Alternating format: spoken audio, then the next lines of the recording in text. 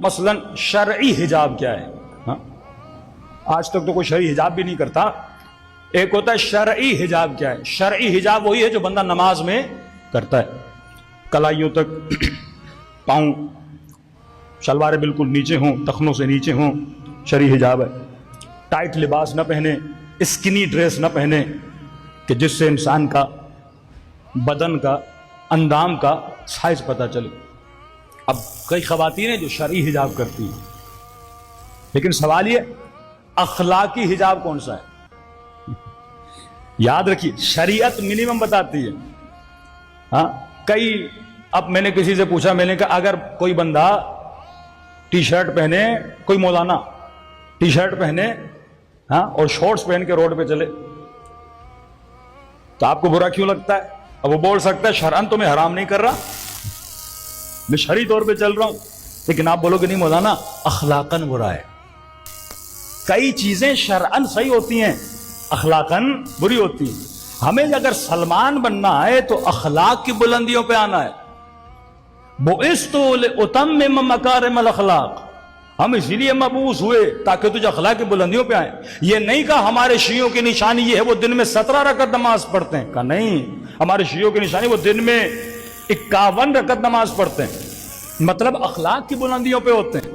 اگر تو اخلاق کی بلندیوں پہ جاتا ہے تب جا کے سلمان بنے گا، نہ کہ تو ہمیشہ اہداف اگر میکسیمم پہ ہو تو اللہ کامیابی دیتا ہے، اگر تو منیمم کو سوچے گا تو پروردگار عالم تجھے کامیابی نہیں دے گا. ادب کی صفت اگر نہ ہو، ادب کا ایک چھوٹے سے چھوٹا لیول ہوتا ہے، ایک انسان ہائی لیول پہ چلا جاتا ہے. حضرت عباس ادب کی ہائی لیول پر فائز تھے کہ جب تک یعنی جو اپنے امام کا ارادہ سمجھے. ایک مرتبہ باپ 3 بار بیٹے کو بولتا ہے بیٹا نہ کرو نہ کرو نہ کرو. ایک مرتبہ بیٹا والد کا اتنا ادب کرتا ہے اس کے کہنے سے پہلے اس کی بات کو سمجھ جاتا ہے.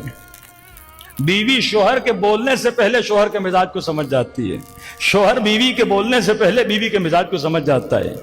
اسے کہتے ہیں ادب، کہ تو اپنے امام کی سوچ کو ریڈ کر پائے کہ کیا اخلاق ہے میرے مولا کا. مولا مجھ سے چاہتے کیا ہیں؟ تو میں نے کہا کہ صرف سمبل نہ بناؤ کہ گھروں پر حضرت عباس کا علم لگا ہے. یہ کس کا علم ہے؟ علم ایک با وفا کا علم ہے، علم ایک با ادب کا علم ہے. اور کتنی افسوس کی بات ہے اسی گھر کی چھت کے نیچے میاں بیوی آپس میں لڑیں، بیٹا باپ سے لڑے، باپ اولاد سے لڑے، اس گھر میں جھگڑے ہوں اور اس گھر کے اوپر غازی عباس کا علم لگا ہوا ہو. فرمایا ایسا نہیں ہونا چاہیے. کیوں جب تم امام حسین کی زیارت کے لیے جاتے ہو تو با ادب بن جاتے ہو نا. ادب کہتے کسے ہیں؟ ادب کے تقاضے ہیں. آداب زیارت آپ نے پڑھے ہوں گے، زیارت کے آداب، مجلس میں آنے کے آداب، نماز میں کھڑے ہونے کے آداب، سفرے پہ بیٹھنے کے آداب، شوہر سے بات کرنے کا ادب. کتنے آداب اہل بیت علیہ السلام نے بتائے ہیں. یہاں تک کہ رات کو سوتے ہو تو سویا کیسے جائے اس کے آداب کیا ہیں، کسی سے بات کرتے ہو تو بات کرنے کے آداب کیا ہیں، کپڑے سلواتے ہو تو سلوانے کے آداب کیا ہیں. یہ ساری چیزیں اہل بیت علیہ السلام نے بتائی ہیں.